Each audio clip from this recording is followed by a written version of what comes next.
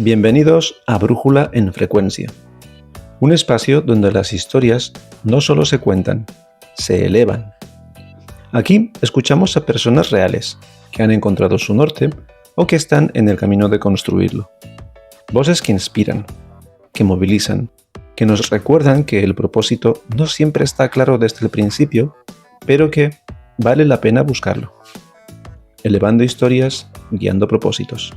Soy Israel Cantuta y en cada episodio te invito a hacer una pausa, afinar tu frecuencia interna y dejarte guiar por la historia de alguien que ya ha empezado a andar.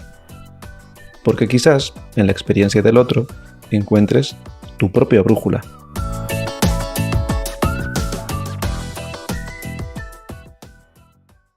Pues empezamos.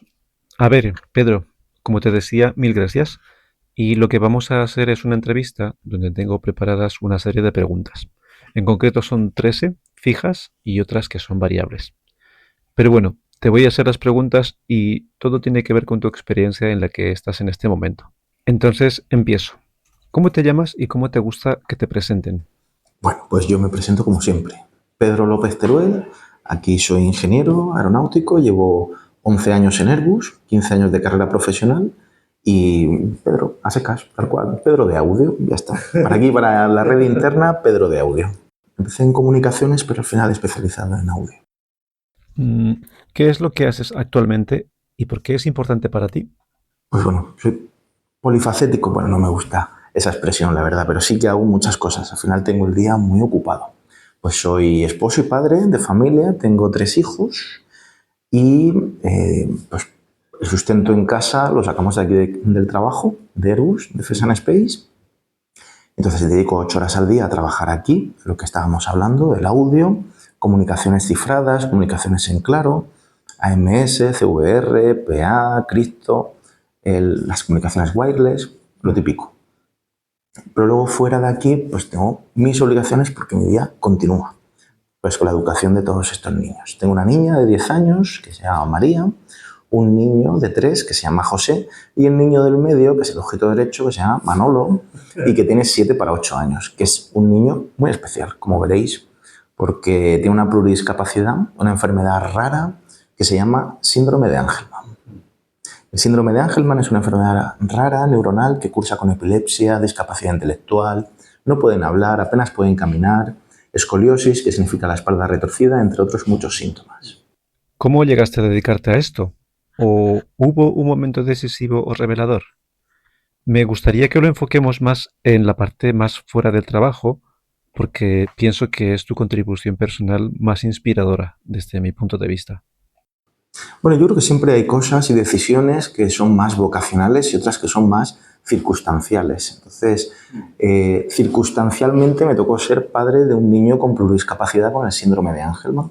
Entonces, no fue mi vocación montar una fundación, como es el caso de la Fundación FAS España, jamás estuvo en mis planes, pero circunstancialmente surgió, no voy a decir la oportunidad, aunque en cierto modo sí, y era la necesidad, porque muchas veces uno hace no lo que quiere, sino simplemente lo que debe. Había una necesidad importante de fomentar toda la parte científica en España. ¿Por qué? Porque estaba muy avanzada en Estados Unidos y se veía que iba a brotar en diferentes ensayos clínicos, diferentes oportunidades para estos niños con esta discapacidad, con este síndrome de Angelman. Y aquí en España no llegaba nada. Estábamos suficientemente bien armados los 2 hospitales de referencia, que es el Hospital Puerta de Hierro en Majadahonda y el Parc Taulí en Sabadell, ahí en Cataluña, pero la realidad es que los ensayos clínicos no cristalizaban aquí en España. Se perdió la oportunidad de un par de ellos.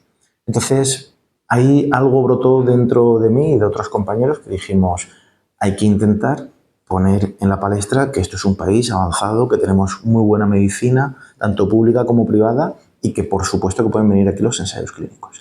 Fue por eso que dijimos, no hay que reinventar la rueda, no hay que crear nada nuevo, es simplemente copiar aquello que sea un modelo de éxito, como era la Fundación FAST, Foundation Angelman Syndrome Therapeutics, en Estados Unidos, copiar el modelo y traerlo a España. Entonces, hablando con los americanos, nos pusimos en contacto, llegamos a acuerdos, tenemos delegado una serie de firmas y de cosas que nosotros podemos utilizar, como por ejemplo el logo, la imagen de marca, la identidad, somos una filial, hablamos de tú a tú y además pues vamos de forma coordinada a la hora de hacer las inversiones.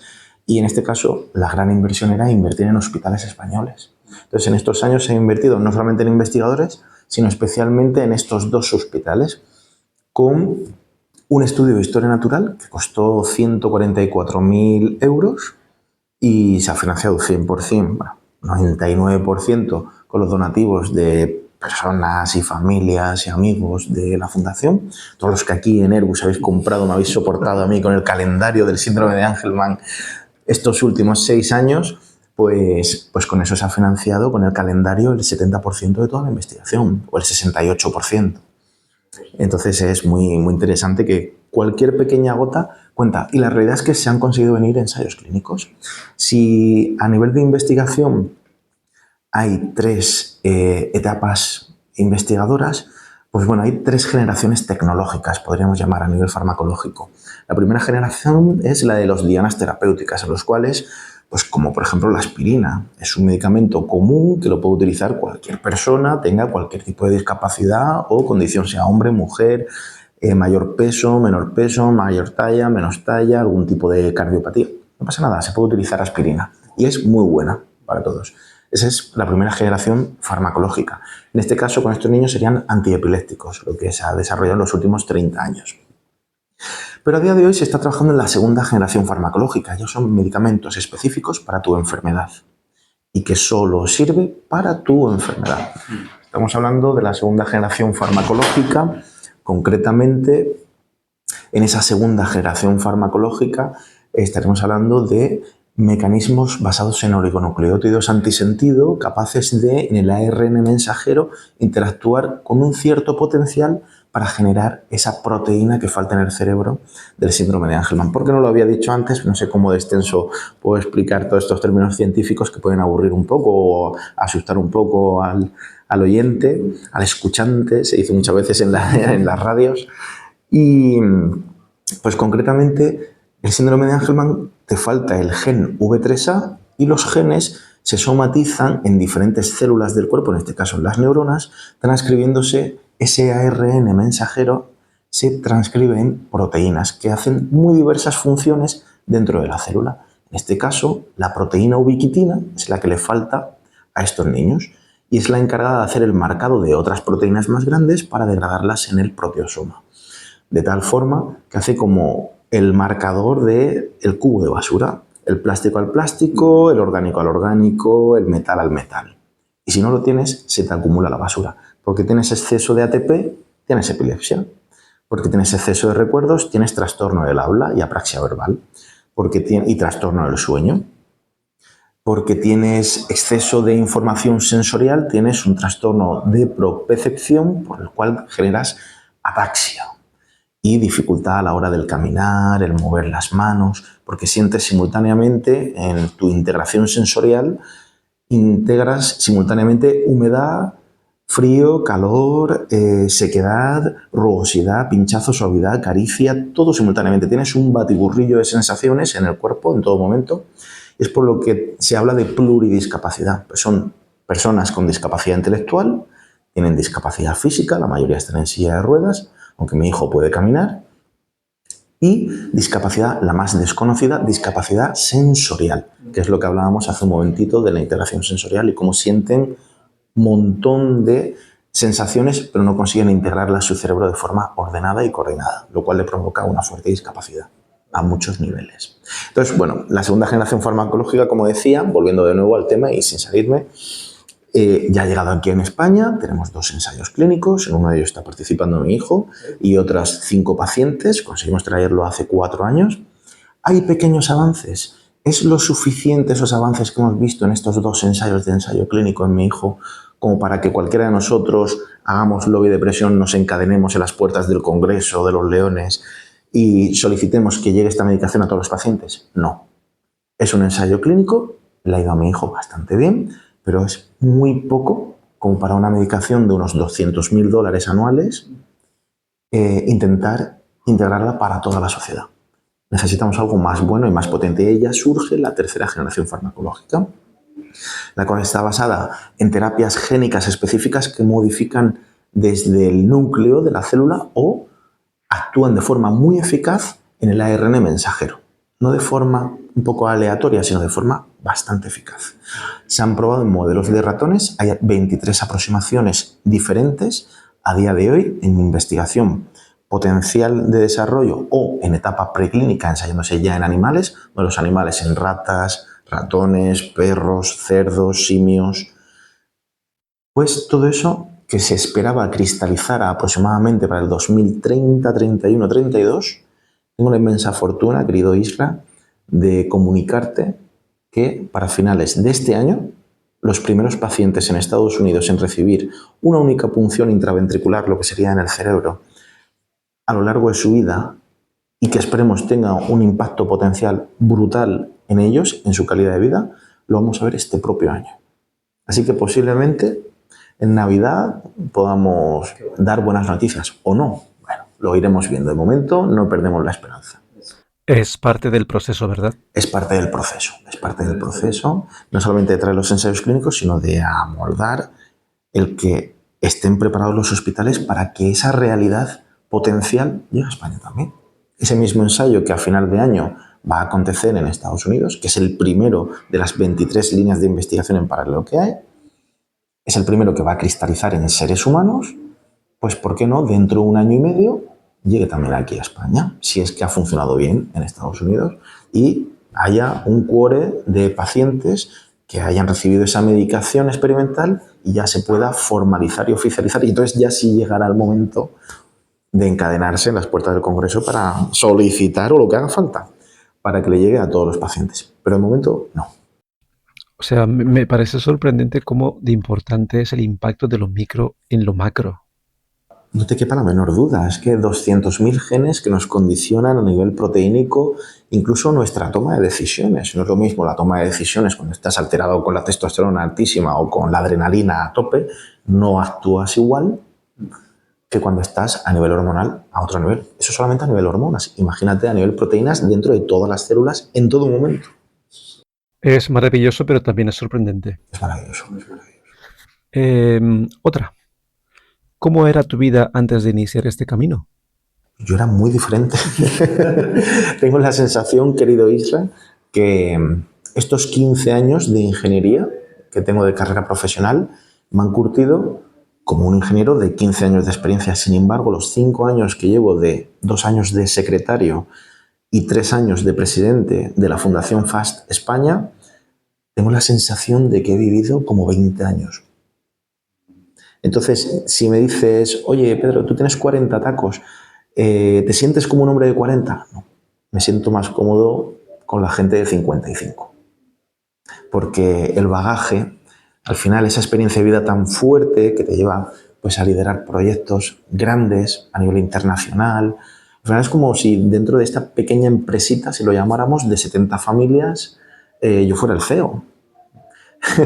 Entonces hay que responder por ellos y no por uno mismo, sino por aquellos que no puedes hablar, que no pueden hablar, aunque tengan mucho que decir, tienes que hablar el doble. Entonces yo no hablo en representación mía, tengo que hablar en representación de pacientes que no pueden hablar y sus familias que son de todo tipo de condición social a lo largo y ancho de España. Entonces, sí, te cambia la vida, por supuesto, hay un antes y un después. Sí, ¿qué es más marcado en según qué momentos de tu vida? Por supuesto, en el diagnóstico se vive una etapa diferente a cuando ya asimilas ese diagnóstico y sobre todo cuando consigues darle un sentido. Porque no te creas que el ser humano estamos preparados para hacernos grandes preguntas, estamos aturdidos por el ruido. Los móviles, la televisión, las comunicaciones, la radio, la mensajería instantánea. Tanto es así que somos incapaces de escucharnos nuestro yo interior y ese rugir interno. No le damos esa libertad a nosotros mismos, a nuestro pensamiento, a nuestra conciencia, como debería. Entonces nos asusta, el silencio nos asusta. En este mundo en el que vivimos contemporáneo, nos asusta el silencio. Y en ese caso, cuando tú necesitas darle sentido a una experiencia de vida fuerte, como es por ejemplo el tener un hijo con pluridiscapacidad, que es para toda tu vida, pues las grandes preguntas surgen. Surgen el futuro, la muerte, si es degenerativa o no, cómo será su vida, surge la definición del concepto de calidad de vida, hay preguntas de qué significa la vida, de dónde hasta dónde.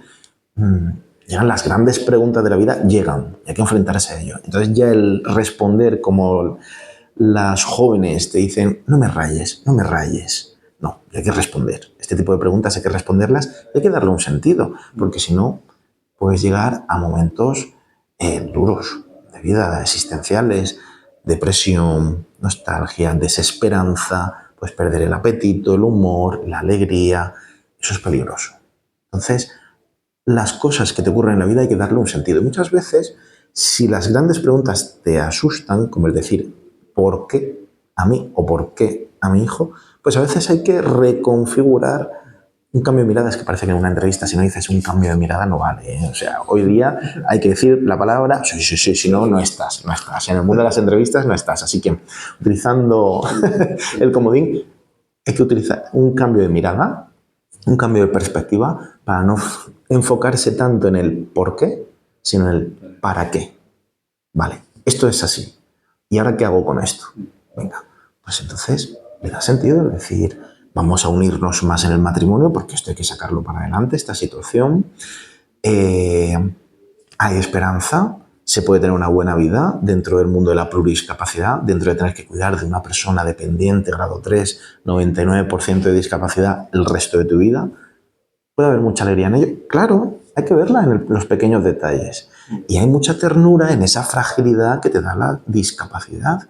Si no somos capaces de ver lo bueno, bello y verdadero que hay en estos niños, si no somos capaces de ver que no tienen ningún tipo de doblez, van siempre con la bondad, con una sonrisa en la boca, se acercan, te abrazan, te roban tu espacio vital, te chupan, te muerden, pero si no eres capaz de apreciar esa bondad que tienen intrínseca, que no tienen ningún tipo de doblez, ese tipo de verdad que aunque no puedan hablar, tienen mucho que decir, pero su sí es sí y su no es no. Son francos, son verdaderos, no están mintiendo, no llevan dobleces, dobles tintas, doble intencionalidad, no tienen un amor condicionado, ellos son incondicionales hacia nosotros. Y además esa belleza de la pluridiscapacidad, de esa fragilidad, es que parece que la sociedad te educa para ser un superhéroe, ¿no? Hay mucha ternura y hay mucha belleza en tener que cuidar a otra persona más frágil. Hay mucha ternura y mucha belleza en darle de comer a otro ser humano, en atenderle sus necesidades físicas y fisiológicas y básicas. Entonces, si no aprendemos a amar de verdad y entregarnos de verdad, entonces, si no vives para servir, como decía la Madre Teresa de Calcuta, no sirves para vivir. Eres un gilipollas. ¿Se puede decir esto en la entrevista? Bueno, ya está, un poco más moderado. Hay muchas cosas con las que estoy muy alineado contigo, como esto del yo interior. Es un concepto que descubrí hace no mucho. No lo conocía, siempre ha estado, pero yo no era muy consciente de lo importante que era. Y es otro de bueno, Bello y verdadero. bueno, bello y verdadero. Y lo último que dijiste de servir es algo muy potente. Esos conceptos se tendrían que ver más en el cole, en el instituto, cuando se está forjando la personalidad. Pero bueno, por lo que sea, no vamos a hacer aquí apología de ningún tipo político, pero lo cierto es que no se enseña en el colegio la educación clásica de temas muy importantes a nivel ético, a nivel virtudes, a nivel filosofía, ontología, todo eso no se estudia y eso es importante, porque al final es la toma de decisiones y esa madurez a la hora de generar un sujeto maduro para la sociedad. Entonces, no, estamos generando infantes, chicos muy infantiles hasta los 50 en muchas ocasiones. Pero bueno. Siguiente. ¿Qué fue lo que despertó en ti el deseo o necesidad de cambiar? Creo que tiene mucho que ver con lo anterior, eso de que era circunstancial. Sí, yo en ese sentido, muchas veces cuando me encuentro con gente, pues en este mundillo de la discapacidad, conoces tanta gente, he conocido tanta gente en estos años, mi hijo ya tiene casi 8 años, he conocido infinidad de gente, ves que hay gente que somos circunstancialmente, nos ha tocado esto en nuestra vida, nos hemos hecho solidarios o valientes o fuertes o justos, no sé, o verdaderos, no sé muy bien cómo definirlo, cada uno en su justa medida lo que le haya implicado en su vida esta circunstancia, pero también te has encontrado con gente que no tienen esta circunstancia de vida y sin embargo son solidarios, son empáticos, tienen una serie de virtudes, una serie de características que no les han sido circunstanciales, sino que les brotaban innatas.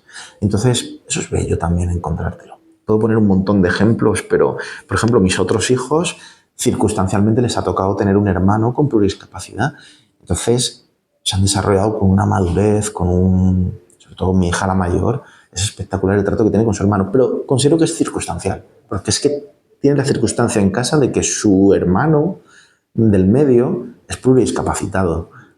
Sin embargo, nuestra vecina de la calle tiene 11 años, es un poquito más mayor que mi hija y son buenas amigas. Pues esa chica no conocía el mundo de la discapacidad y sin embargo es acercarse a Manuel, conocerlo, tratarlo y ves ese grado de desempeño, de madurez, de responsabilidad, de cariño, de empatía. Es maravilloso, es maravilloso. Y de todas formas, de las personas con discapacidad se puede aprender muchísimo, muchísimo.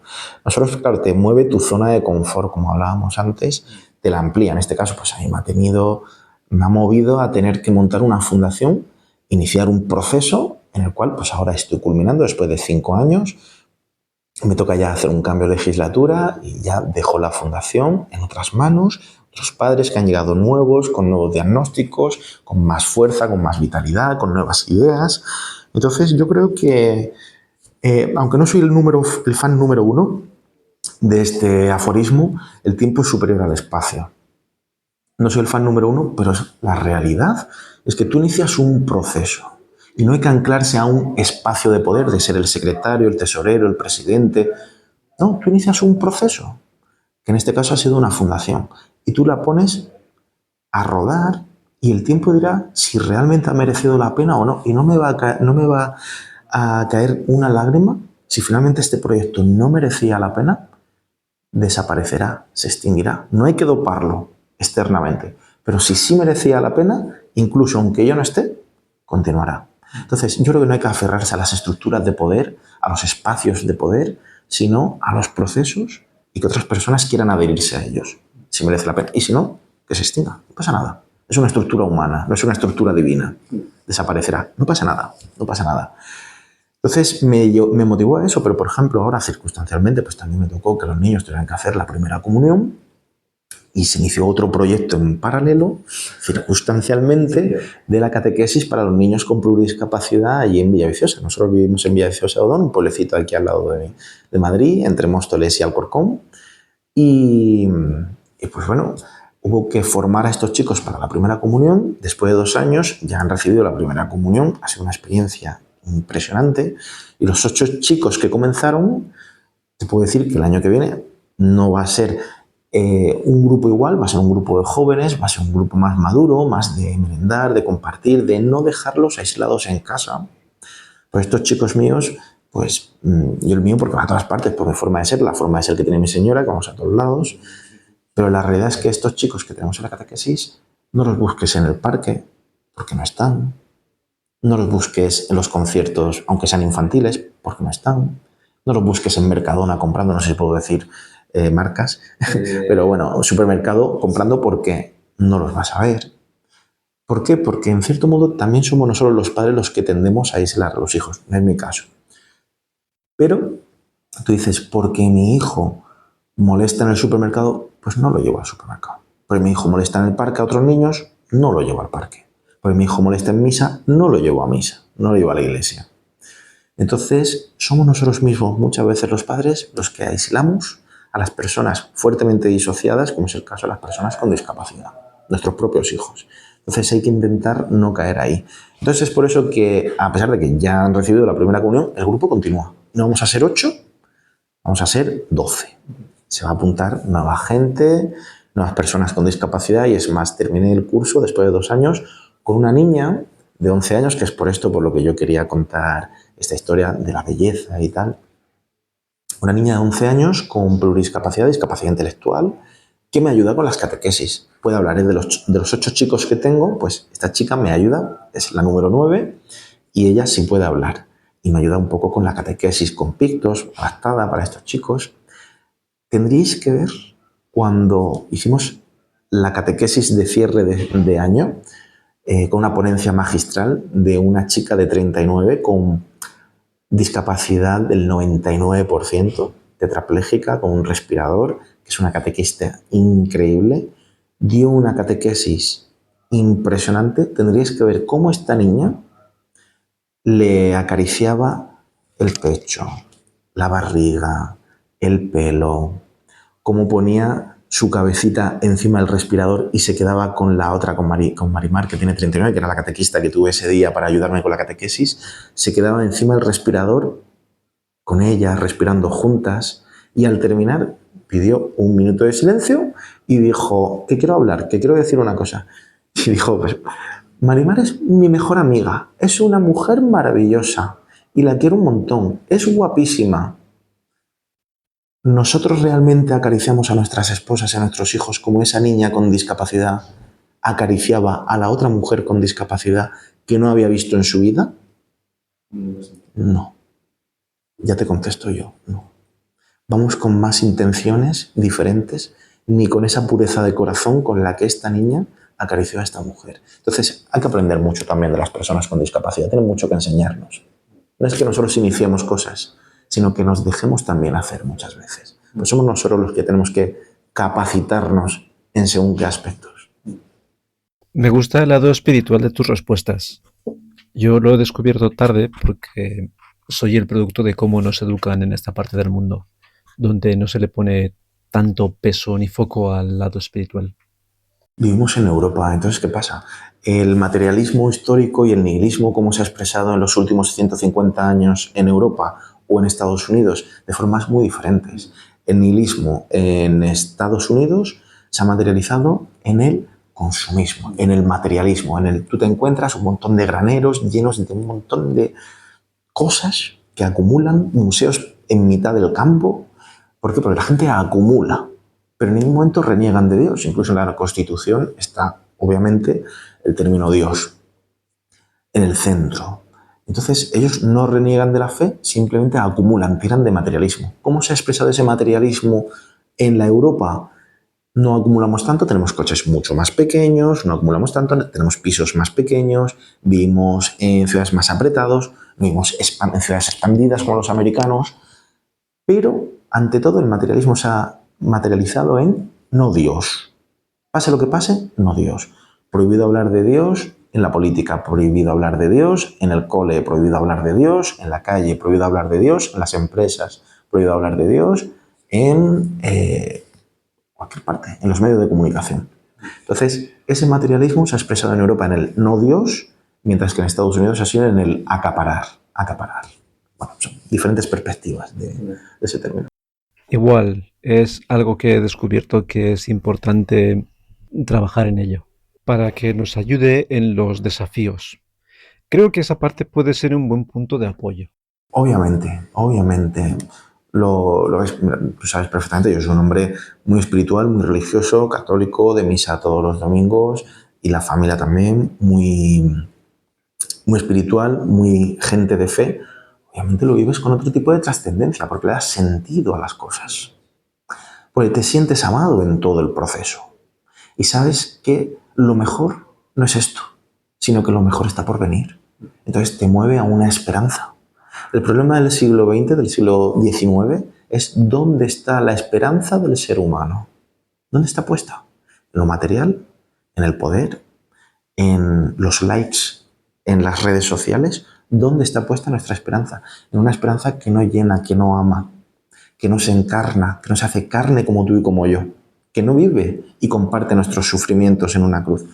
Entonces, claro, si no tienes tu esperanza más allá de la muerte, pues la muerte se convierte en un tema tabú. Y sin embargo somos una sociedad perversamente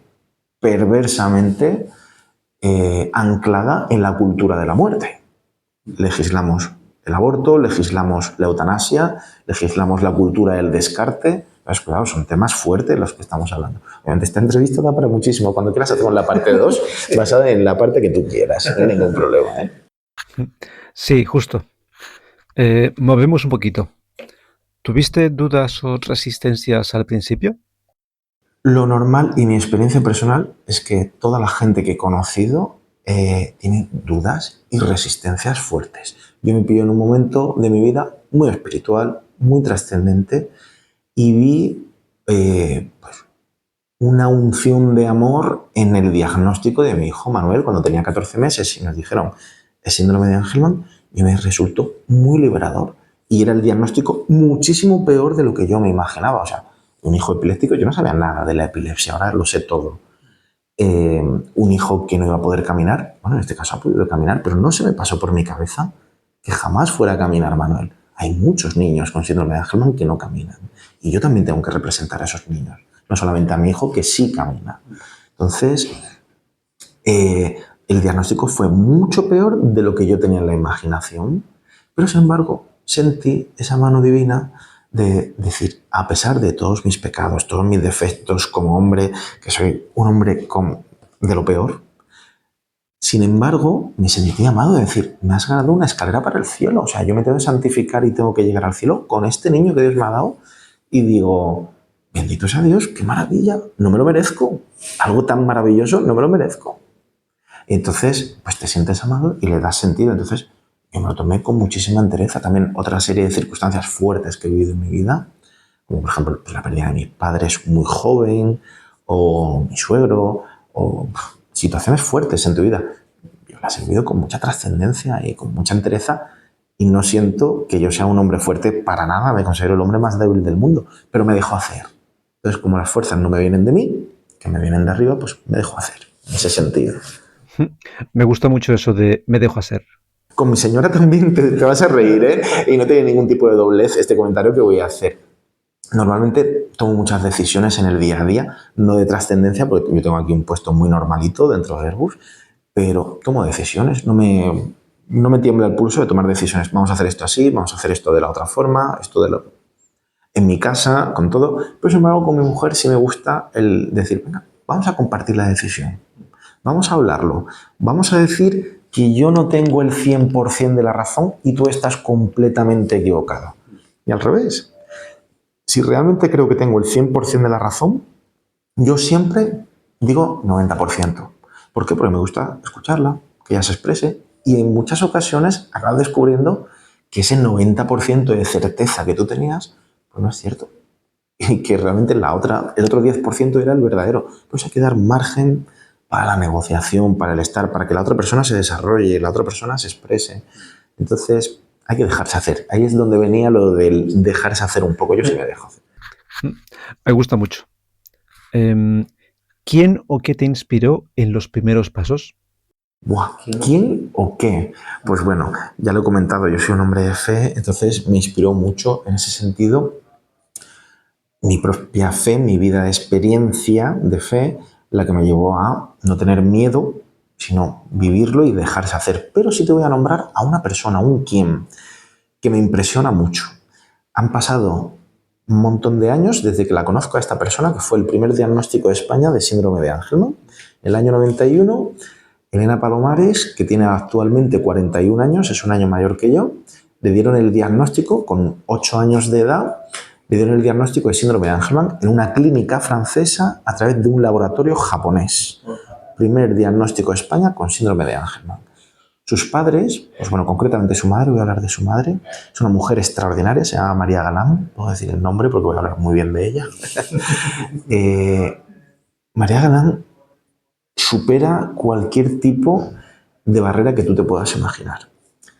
Como una mujer que lleva 41 años cuidando de una niña con pluridiscapacidad, un síndrome de Angelman tan fuerte, como una mujer que actualmente tiene Parkinson, cómo ha podido tirar de todo y siempre ha mantenido informada a toda la comunidad Angelman de España desde el año 91.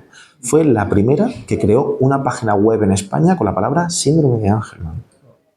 La que recorrió hospitales dando a conocer el síndrome de Angelman a los neurólogos. La que montó la unidad monográfica del síndrome de Angelman junto con Maite En el año 2013, en el Hospital Puerta de Hierro Majadahonda, la que montó la asociación en el año 94, la que ha montado junto conmigo la fundación en el año 2021, la que montó el consorcio internacional en el año 2006. Claro, yo a mí eso me conmueve, me sirve de inspiración para decir, si ella ha podido, yo también debo poder. Yo también debo poder. Y la verdad es que, te soy sincero, no. Ella siempre me ha superado, siempre ha podido mucho más y ha continuado en la palestra al nivel 10 desde el año 91. Estamos hablando de 35 años completos de estar a tope con el síndrome de Angelman. Yo llevo 5 años a tope y no puedo más, querido. Y estoy reventado, destrozado, deseando que pasen estos 7 meses y que entre el nuevo presidente, que actualmente es el director científico de la fundación, y van a entrar nuevas personas, que de hecho ya estamos conviviendo y trabajando con ellas, porque no puedo más con mi vida. Pero bueno, no me anclo a una estructura o un espacio de poder, sino si realmente esta nueva etapa, este nuevo proceso, que es la Fundación FAST España para la investigación, ensayos clínicos y tratamientos especializados del síndrome de Angelman, merece la pena, es bueno, bello y verdadero para todo el mundo, continuará sin mí. Y si no, no continuará. Pero bueno, va a continuar. Así que estoy tranquilo, ¿eh? La dejamos en buenas manos, la fundación, mejores que las actuales. Qué bien, qué bien. ¿Cuándo sentiste que habías cruzado un umbral sin vuelta atrás? Yo creo que el ser consciente que no hay vuelta atrás es un proceso de madurez. Vivimos en una sociedad fuertemente inmadura. Hombres y mujeres, te encuentras hombres de 50 años que dices, ¿pero cómo pretendes, alma de cántaro, hacer lo mismo que hacías con 20? Pues es más habitual de lo que creemos. Es mucho, por desgracia, es mucho más habitual de lo que creemos. Entonces, en ese proceso de madurez, independientemente del mundo de la discapacidad o del mundo profesional o de todo, tienes que ser capaz de darte cuenta de que estás forjando un carácter, una identidad, y obviamente estás madurando. Si le preguntas al Isra que tenía 20 años, no al que tiene 42, verás que las respuestas que tú dabas con 20 años no son las mismas que das con 42. Eso es bueno, eso es bueno. Hay que dejar al hombre viejo atrás y hay que continuar con el hombre nuevo. Y a lo mejor el hombre nuevo tiene 60 años, o 70 u 80 años. No dejamos de aprender en toda nuestra vida. Pero sí, yo creo que llega algunos momentos de tu vida en el que dices, no voy a volver a ser el mismo, obviamente. A mí, por ejemplo, el matrimonio me marcó, creo que menos que la paternidad. La paternidad sí que llega un momento en el que eres consciente, creo que las mujeres lo entienden antes que nosotros, ellas en cuanto están embarazadas son conscientes que son madres, punto, son madres y lo entienden a la perfección. A los hombres nos cuesta más entenderlo, ¿eh? Yo no me considero mal padre, además he sido cariñoso, amable con todos mis hijos y estoy encantado, entusiasmado y enamoradísimo. Son los 3 mis favoritos, pues son completamente diferentes entre ellos, entonces puedo presumir que realmente los 3 son mis favoritos, pues no son comparables entre ellos. Y llega un momento en el que el hombre sí que comprende que es padre. A mí con mi hija, por ejemplo, me pasó con la mayor cuando ella tuvo 1 año. Entonces, mi mujer era consciente que era madre desde que estaba embarazada, yo fui consciente que era padre 1 año y medio más tarde. Y no considero que sea un mal padre, ¿eh? O sea, el proceso madurativo de un hombre y una mujer muchas veces es diferente, pero entre hombres también es diferente y entre mujeres también es diferente. O sea, que no va tanto en el sexo, sino en la propia madurez. Y hay gente que madura más tarde. Ahí fue un punto de no retorno, como tú preguntabas. Sí, no, ahí dije, soy padre y soy padre para toda la vida, con lo que ello conlleva. Lo cual es maravilloso. Esa vida de entrega hacia los hijos es extraordinaria. Así que, sí, punto de no retorno. El otro punto de no retorno, sin lugar a duda, ha habido otros 2 momentos de no retorno. Uno, la fundación, obviamente. Eso te da un nivel de madurez y de vivencias y de experiencias que dices, ya no puedo volver a ser el mismo. 5 años después, sé que no voy a volver a ser el mismo que era en el año 2020. Jamás. No lo voy a volver a ser. Pues ya no hay marcha atrás. Ya lo que has aprendido no lo puedes desaprender. Lo bueno y lo malo, las experiencias. Porque hay personas que pasan por tu vida como bendiciones y otras personas que pasan como lecciones. Ya está. Lección aprendida. Punto. Pues ese proceso madurativo ya no tiene marcha atrás. Pero concretamente en el aspecto de la empresa, hubo un momento de mi vida con 35 años, me dirás, ¿pero por qué con 35? Pues no lo sé, me llegó con 35, pero fui consciente con 35 que había autoafirmación, había afirmación y confirmación y refuerzo a todos los niveles dentro de la empresa. Quiere decir, las personas que dependían de mí para aprender, para formarse o que estaban en el mini equipo que tenemos montado, pues veías que había una confirmación por su parte de te necesitaban, valoraban tu opinión, estaban aprendiendo de ti. Tú tenías algo que entregarles a ellos. Entre iguales, los que tienen tu mismo nivel de ingeniería, tu misma categoría profesional, veías que tú les preguntabas dudas para problemas complejos, pero ellos acudían a ti también para preguntarte cosas complejas y te trataban como un igual. Había una confirmación de confío y confirmo que lo que tú me vas a decir lo acepto como ingeniero. Pues también me vino en el tema vertical, pues la parte superior de la escala, cuando mis propios jefes o mis responsables me confiaban proyectos, retos o programas más complejos, o si tenían algún incendio, acudían a ti. Entonces, esa confirmación hizo sentir un cambio que ya no hay marcha atrás. El sentirte alumno, yo siempre me voy a sentir que puedo aprender cosas, pero no me siento alumno. Llega un momento en el que dices, tengo mucho que dar a cualquiera que venga por aquí y lo voy a dar. Y con gusto, me voy a entregar. Entonces, tienes esa sensación de profesor, de ser profesor. Y entonces ahí, ese es un punto de no retorno. Sí, siempre vas a aprender, yo aprendo de ti, del otro, es más, todos los días aprendo. Pero yo me siento profesor, no me siento alumno. Es tener ese equilibrio entre profesor y alumno, según el momento, ¿no? Según el momento de tu vida, pues a mí me llegó, con 35 o así me llegó. Y fui consciente de ello. Me parece muy interesante porque al final entiendo que parte de lo que nos pasa también es que vivimos distraídos y al estar distraídos no somos conscientes de esa autoconciencia o esa autorrealización. En ese vivimos distraídos es que estamos distraídos. Es que en español tenemos el verbo ser y el verbo estar. No es lo mismo estar distraído, que es como nos tienen ahora mismo anestesiados con un montón de información y desinformación que no somos capaces de discernir ni tomar un criterio, porque tampoco nos han formado en el cole, volvemos otra vez a la educación, pero el caso es que estamos distraídos. Y cuando estamos en la empresa, tenemos, por desgracia, muchas personas el sentimiento de estar. Estoy 8 horas en la empresa, estoy aquí porque trabajo, estoy aquí para cobrar un sueldo al final del mes. Yo soy más del ser, el sentido de pertenencia. Decir, vale, es una multinacional, sé que es más difícil hacer relaciones, sé que también somos un número, somos 150.000 empleados y tenemos un número aquí en el badge. El mío, el C83897, somos un número. Pero yo quiero ser mucho más. Entonces a mí me importa la relación humana. Yo me importa ser amigo de mis compañeros. Yo me importa ser, en cierto modo, familia de personas con las que paso 8 horas al día, que paso en ocasiones más tiempo con esta familia de la empresa que con mi propia familia.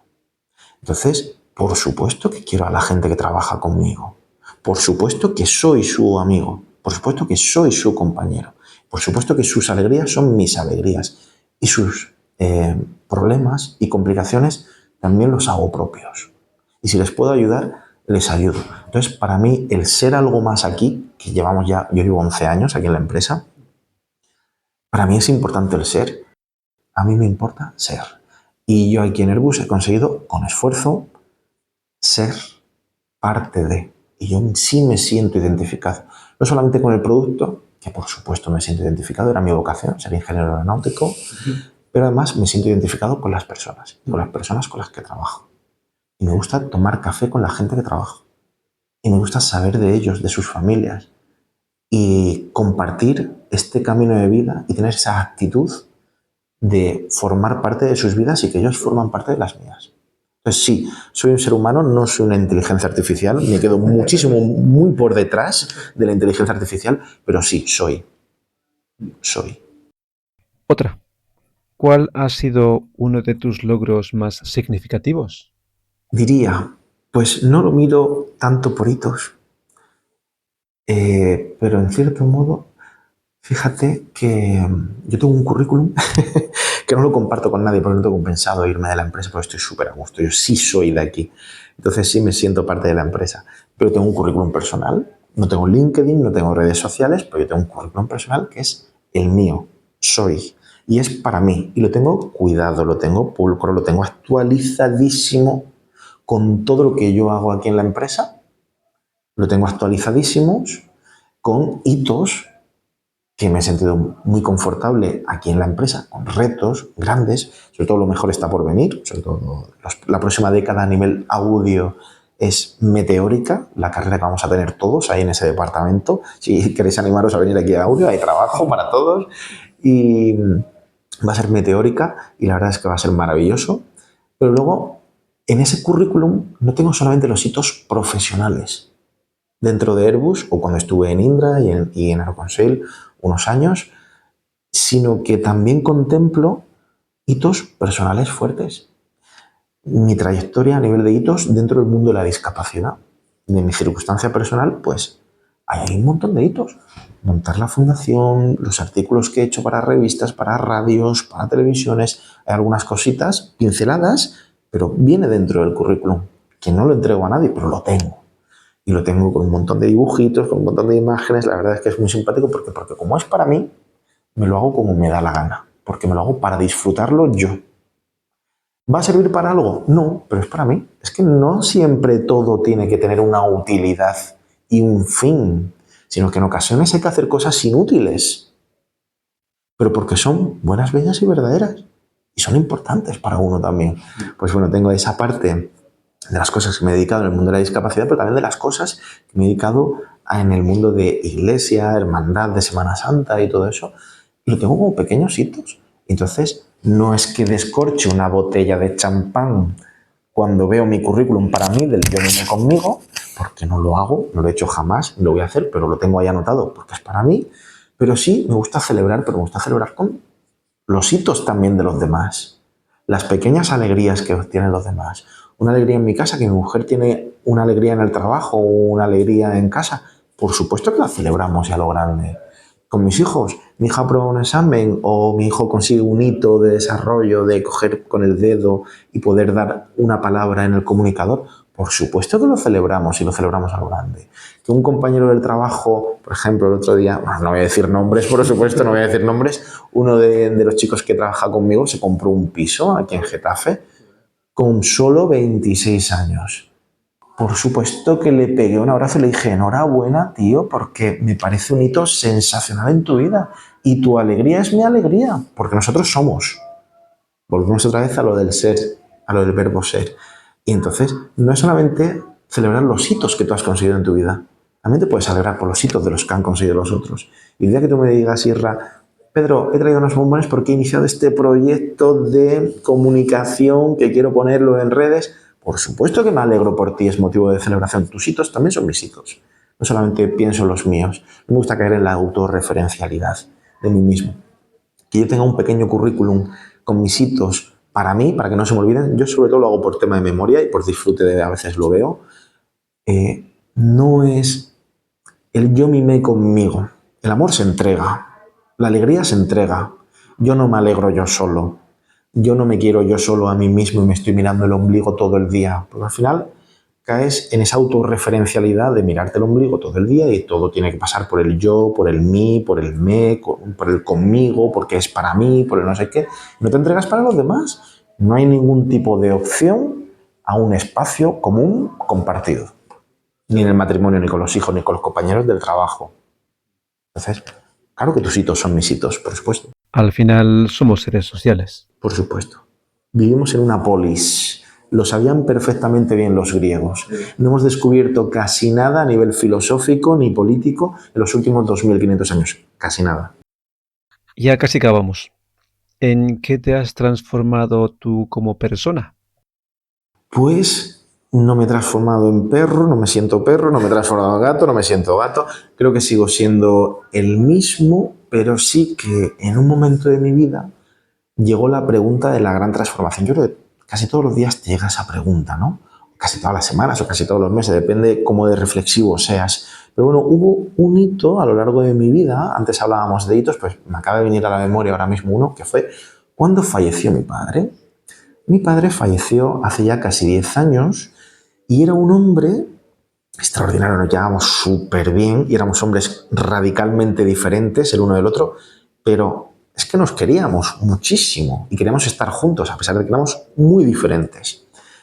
Pero, ¿qué ocurría? Que él todo lo posponía a cuando se jubilara. El hito de su vida lo tenía marcado en cuando me jubile iré al médico y me miraré. Cuando me jubile iré a hacer esta actividad que me encanta, que es un hobby y que lo tengo aparcado. Cuando me jubile iré a visitaros a mis hijos, a vuestras ciudades y a pasar temporadas con vosotros. Cuando me jubile, cuando me jubile.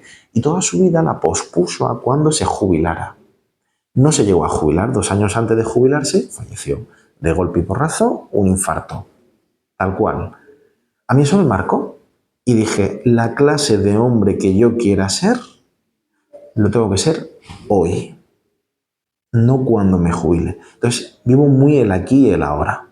Siempre digo, el pasado a la misericordia, agua pasada no mueve molino, sabio refranero español, pasado a la misericordia, el futuro a la esperanza, pero el presente al amor. Entonces yo amo mucho en el momento y me entrego mucho en el momento. Luego ya Dios dirá, el futuro me da un poco igual. El hombre propone y Dios dispone.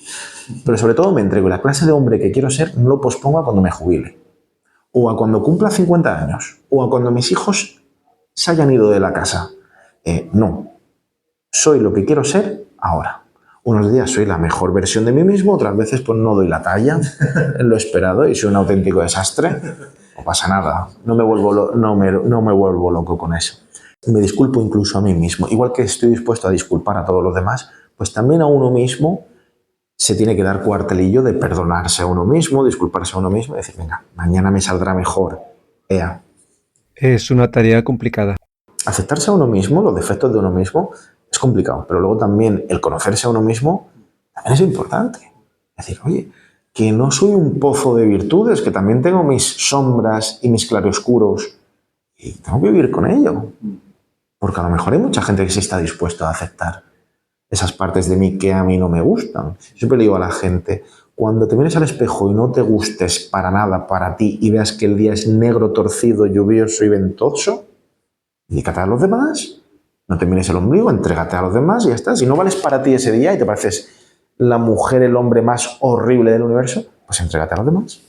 No te quieras tanto, no te dediques a mirarte el ombligo, entrégate y ya está. Mañana, si te gustas un poco más, pues venga, ya haces algo más contigo y ya está. La última. ¿Qué mensaje o regalo te gustaría compartir con otros que están por comenzar su propio camino? Bueno, yo es que soy muy de corolarios, muy de refranes y he soltado muchos a lo largo de la entrevista, entonces realmente gran parte de las píldoras que yo quería decir las he ido diciendo, bueno, el pasado a la misericordia, el futuro a la esperanza y el presente al amor, o como eso hay un montón. Pero yo creo que el eje del sistema, la gente tiene que comprender que el eje del sistema no es el sistema. El eje del sistema es el hombre virtuoso, la mujer virtuosa. Aquellos hombres y mujeres que somos capaces de dar lo mejor de nosotros mismos. Y a mí no creo que haya nadie en el mundo completamente incapacitado, y hablábamos de discapacidad al principio de la entrevista, completamente incapacitado para entregarse a los demás. Hay gente que solo puede entregar uno, entréguese. Hay gente que entrega 100, entréguese.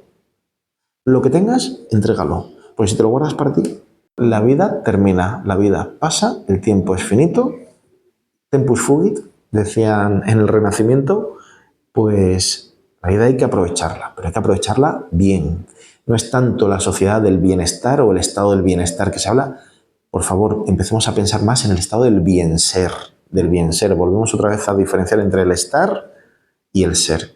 En ocasiones no hace falta tener tanto ni estar tan requete bien, sino ser mejor persona, mejor ciudadano, mejor esposo, mejor hombre, mejor profesional dentro de Airbus. Y hemos cumplido los 55 minutos, Isra, no me lo puedo creer que hayamos terminado. Sí, era una referencia. ¿Te importa si Adelante. te robo unos minutos más porque tengo otras preguntas que son variables y he marcado 2 de ellas. Venga. Una de ellas es, ¿cómo gestionas el agotamiento o la frustración? El agotamiento o la frustración. Pues bueno, va a sonar raro, pero esto se entrena, ¿vale? Yo no pienso nunca jamás. Yo soy un hombre de acción. Rara vez me paro a reflexionar, porque realmente tengo una vida compleja. Muchos padres de niños con discapacidad, cuando paran a reflexionar y se hacen algunas preguntas que son dramáticas y son complejas y son duras. Ejemplo. Yo tengo mi hijo, por supuesto que babea. Mi hijo, por supuesto, tiene una pluridiscapacidad fortísima, es súper dependiente. Cuando veo que, por ejemplo, tiene temas de conducta porque tiene un nivel de frustración muy fuerte, porque está muy atrapado en su propio cuerpo. Entonces, cuando veo que vamos en el coche y que todo, absolutamente todo, pasa por chupar los cinturones del coche, tú dirás, Pedro, pues eso es una tontería, no pasa nada, pues que los chupe y ya está. Pero cuando ves que es un día tras otro, una semana tras otra, los meses pasan, los años pasan, todo sigue igual, ni terapeutas, ni conductistas, ni psiquiatras, ni psicólogos, ni... Ese tipo de preguntas, cuando te llegas a decir, ¿y mi vida va a ser siempre así, chupando un cinturón? Y perdonen la expresión, los oyentes, los escuchantes. ¿Mi vida va a ser así todos los días? ¿Esto va a ser así siempre? Esa pregunta es fuerte. Esa pregunta te puede llevar a la depresión. Ese tipo de preguntas son muy difíciles de manejar. Hay que tener mucha entereza. Entonces, yo soy un hombre de acción. Yo no pienso, actúo. Entonces, no me paro a hacer ese tipo de preguntas porque sé que no hacen bien. No contribuyen al bien común. El que yo me plantee ese tipo de dudas, que son lícitas, vale, pero yo no puedo estar en esa autorreferencialidad de estar pensando qué va a ser de mi vida, qué va a ser de la suya, qué va a ser del futuro. Toda mi vida va a ser así, siempre vamos a hacer los viajes así. Pongo el ejemplo del cinturón, puedo poner 1000 millones de ejemplos que no voy a poner, pero este es el ejemplo clásico. Pues en ocasiones es un cambio de mirada. Otra vez he utilizado ese truco que si no estás en una entrevista y dices ese cambio de mirada, ya no te pueden entrevistar en ninguna radio ni en ninguna parte. No eres digno de ser entrevistado. Pues es un cambio de mirada, es un cambio de foco. Me gustó mucho una frase que dijo Monseñor Munilla, que es un buen obispo de aquí de España. Decía, no le cuentes a Dios que tienes un gran problema.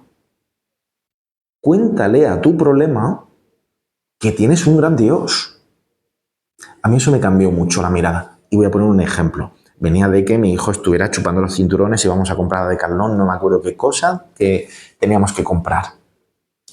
Y estaba yo en un día, porque también tengo mis días un poco más oscuros, un poco más turbios. Estaba yo un poco más enfadado, pero enfadado nivel importante, podemos decir, ¿eh? No sé si puedo utilizar la palabra encabronado. Sí. La voy a utilizar y disculpen los oyentes por el lenguaje. Estaba muy enfadado y muy frustrado de mi circunstancia pues con mi hijo Manolo, con mi hijo Manuel. Y íbamos a entrar a Decathlon.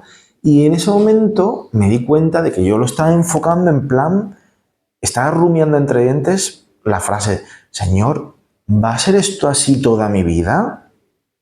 Entonces era la forma de decir, no le cuentes a Dios que tienes un gran problema y disculpadme porque esté utilizando el calificativo problema con mi propio hijo, pero lo quería compartir con vosotros porque lo viví así. En ese momento me vino el tic de ese gran consejo sabio que había escuchado y le di la vuelta. Le dije, dile a tu problema que tienes un gran Dios. Y entonces cogí a mi hijo Manolo antes de entrar a Decathlon, que yo llevaba un nivel de frustración acumulada y era una semana mala para mí. No me encontraba bien por lo que fuera. Normalmente me encuentro súper bien, a diario, casi siempre. Pero esa semana estaba yo más torcida, hace un mes, más o menos. Y cogía mi problema, y lo estoy entrecomillando, los oyentes no me están viendo, estoy entrecomillando, y a mi hijo Manolo, que se supone que en ese momento era mi problema, le dije, le conté a mi problema que tenemos un gran Dios, y le dije, Manolo, bendito sea Dios, que tenemos un gran Dios, que gracias a ti vamos a ir al cielo, a mí me vas a hacer santo y tú ya eres santo, tío. Bendito sea Dios, que soy muy afortunado de tenerte, Manolo. Y mi vida que me ha tocado contigo va a ser una vida grande y que va a merecer la pena. Claro, fue un cambio de mirada radical. Y creo que el escuchante, el oyente, lo puede discernir claramente que no es lo mismo vivir frustrado y decir, Señor, va a ser toda mi vida así con este niño. A decirle, tío, que nos vamos a ganar el cielo gracias a ti, que nos vamos a ganar el cielo gracias a ti, que lo mejor está por venir y ha sido gracias a ti, que si no yo no me podría haber salvado. Si yo habría sido un auténtico desastre de hombre, habría sido de lo malo lo peor. Entonces, bendito sea Dios que te tengo a ti, Manolo. Es un cambio de mirada potente, ¿a que sí? Esa pregunta ha sido buena, me ha gustado, ¿eh? Yo la marqué porque entiendo que en tu situación tu tiempo es muy finito y pasan muchas cosas. Muchas. Y esta me gustó porque cuando uno tiene muchas actividades y no todas salen bien, puede haber mucha frustración. Entonces, ¿cómo se gestiona eso? Creo que es importante. Bueno, y la otra, ¿tienes algún mantra o creencia que te acompañe en los momentos difíciles? No le cuentes a Dios que tienes un gran problema, cuéntale a tu problema que tienes un gran Dios. Pero bueno, también a mí me ayuda el relajarme muchas veces, a relajarme, el decir, sí, existe Dios y no eres tú, así que relájate. No tiene que ser todo perfecto, no tiene que estar todo controlado. Puede haber un montón de cosas a diario que están fuera de tu locus de control, de lo que tú puedes controlar. Entonces, yo digo que de aquello que me puedo ocupar, me ocupo. Y de aquello que va más allá de mi ocupación, se llama preocupación, no me ocupo porque no puedo. No lo puedo controlar. No me preocupa, no me dedico a eso, porque no puedo hacer nada por ello. Entonces, cuidado con las preocupaciones, porque te pueden quitar el apetito, el sueño, la estabilidad, la alegría, la esperanza, que es lo más peligroso de todo, perder la esperanza, llevarte a estados de depresión. Cuidado con la preocupación. Yo siempre digo, trabaja como si todo dependiera de ti, pero reza como si todo dependiera de Dios. ¿Qué quiere decir? Lo que te puedes ocupar, te ocupas y punto. ¿Puedo ocuparme de darle un abrazo a mi señora y darle un beso? Por supuesto que sí, cuando llego a casa. ¿Puedo preocuparme de que ella vaya a estar sana dentro de 3 años y podamos estar juntos? Por supuesto que no me puedo preocupar de eso. Como mucho lo rezaré. Oye, Señor, cuídamela mucho tiempo. Punto. Entonces, aquello que me puedo ocupar, me ocupo. Lo que es preocupación no entra dentro de mi pensamiento. Volvemos otra vez al ejemplo. Yo estaba un poquito más torcido hace un mes. ¿Por qué? Porque estaba jugando el partido en el entorno de la preocupación. ¿Cómo te haces ese tipo de preguntas que entran dentro del entorno de la preocupación? Me repito. ¿Y así va a ser toda mi vida? Oye, cuidado. Es una pregunta muy recia, ¿no? Ocúpate de lo que te puedas ocupar en ese momento. O con mucho planifícate para una semana. Pero cuidado, que no sabemos si vamos a estar la semana que viene aquí ni mañana, ni dentro de 2 años. Entonces, me ocupo de aquello que me puedo ocupar. Dar un abrazo a mi señora, entregar aquí un trabajo en el curro, levantarme por las mañanas y atender al despertador o hacer lo que puedo hacer. Pero lo que no puedo hacer, sí, existe Dios y no soy yo. Así que relájese usted, ¿no? Pues ya está. Pues eso me lo repito. Ese es un buen mantra, creo yo. Pues Pedro, de verdad que hay material para varias cosas. Llamarás una entrevista 2.0 dentro de un tiempo y ya está. Cuenta conmigo. Mil gracias. Mil gracias a ti por la iniciativa.